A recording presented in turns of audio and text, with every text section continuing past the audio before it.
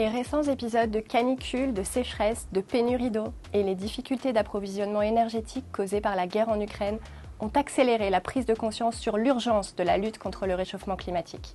Aujourd'hui, l'enjeu porte principalement sur l'atteinte de la neutralité carbone en 2050, qui est l'objectif auquel s'est engagée l'Union européenne dans l'accord de Paris.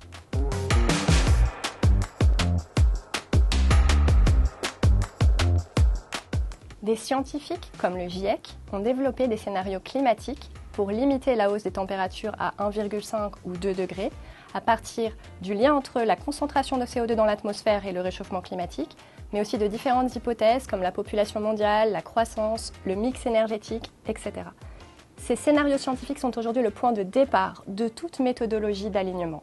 Les entreprises peuvent s'y référer pour se fixer des objectifs climatiques à long terme suffisamment ambitieux et crédibles, et les investisseurs peuvent les utiliser pour évaluer si une entreprise est bien inscrite dans une trajectoire qui reste en dessous de 2 degrés.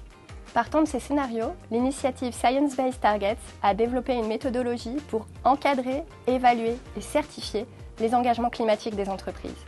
Cette norme s'impose progressivement comme un standard car elle permet de valoriser les efforts réels des entreprises.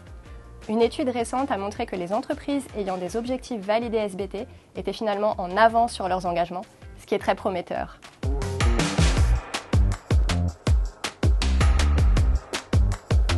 Chez CPRAM, nous sommes conscients de notre responsabilité pour orienter les financements vers les entreprises qui s'engagent concrètement pour atteindre l'objectif de neutralité carbone.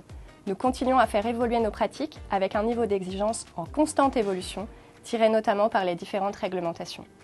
D'un investissement d'abord thématique, action, puis crédit et multi-assets, construit suite à notre partenariat avec le CDP, le climat s'est désormais imposé comme un risque que l'on cherche à adresser dans l'ensemble de nos portefeuilles, avec des métriques de plus en plus fines pour répondre aux attentes de nos clients en termes de transparence et de performance climatique.